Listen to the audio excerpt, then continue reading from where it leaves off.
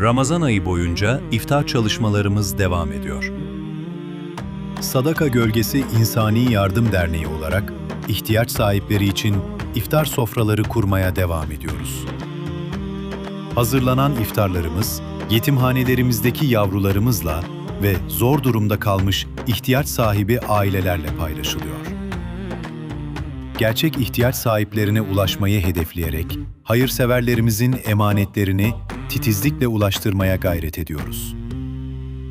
Sizlerin destekleriyle daha fazla kişiye ulaşmaya ve Ramazan'ın bereketini paylaşmaya devam ediyoruz.